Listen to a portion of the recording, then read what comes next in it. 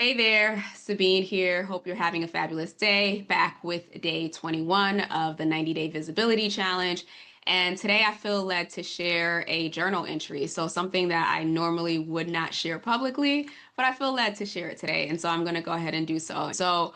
Um, kind of give you a little bit of backdrop. This year has been or actually the last couple of years, but this year I have felt the tail end of a transformation process. And in more ways than one, last week was like the culmination of all the things. But the revelation came in terms of, we come into this world into, what we call darkness, right? We're born into this world of darkness, which is really separation from our source, separation from our God.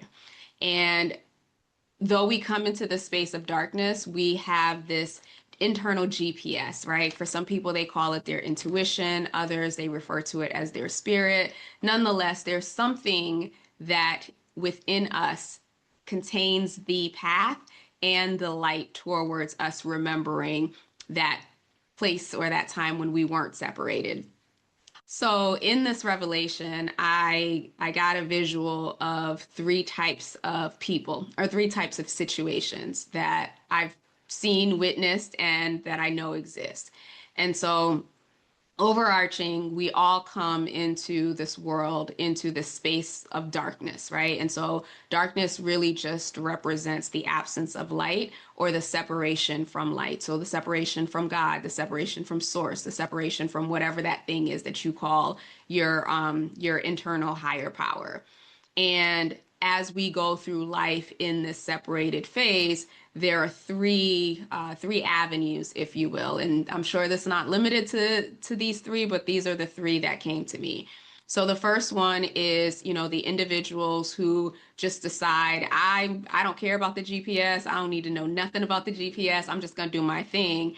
And they circumvent the GPS until they find themselves in a place of self-destruction.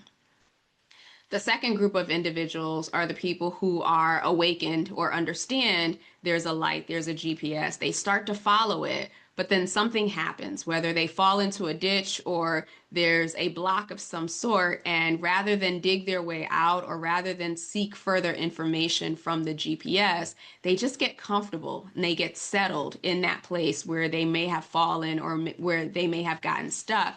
And while the GPS is active and the GPS is available to them, they are so comfortable in where they've landed, they don't apply what the GPS is saying. So if you've ever put on your GPS or whatever and you're trying to go somewhere and the GPS is telling you to go somewhere else and it'll say rerouting. Well, these individuals, they ignore the reroute and they just stay on the path that they have decided to stay on, or they just turn off the car and they're not even moving. And then there's the third group of individuals. Those are the ones who follow the GPS through the twists and turns of life. They're the ones who forsake everything that they've been taught to believe in, everything that that the darkness told them was true. They let that go. They choose to let it go so that they can see more light, but become the light at the same time, and then carry out their days knowing that they contain both the light and the darkness. And for these individuals who are willing to reprogram and undo the work, they get the privilege of knowing what it is to sit in both the light and the darkness and not be consumed by either one. They know what it is to live out their divinity and their humanity without being consumed by either one.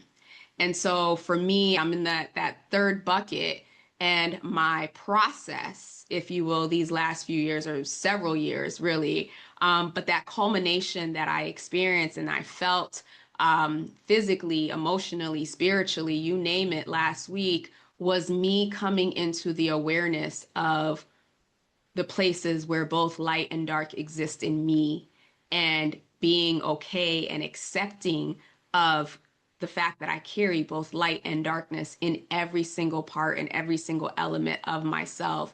And now my opportunity is to learn how to live, how to embody, how to be, how to stabilize in that space where I can maintain the light, maintain the darkness, not get consumed by either one of them, and continue to walk forward for the rest of my days, knowing both parts of me, my humanity and my divinity.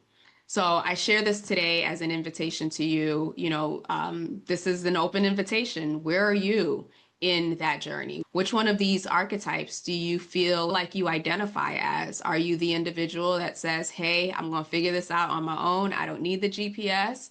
Or are you the individual who started rocking with the GPS and then decided that either the pathway that the GPS wanted you to go was too hard or too scary or too narrow, and so you chose your own path? Or maybe you just said, look, I'm not about this life, and just got out the car. That's completely fine too. There's no judgment in this. I'm just inviting you to do your own self-assessment, and so that you can understand and build some awareness of where you are.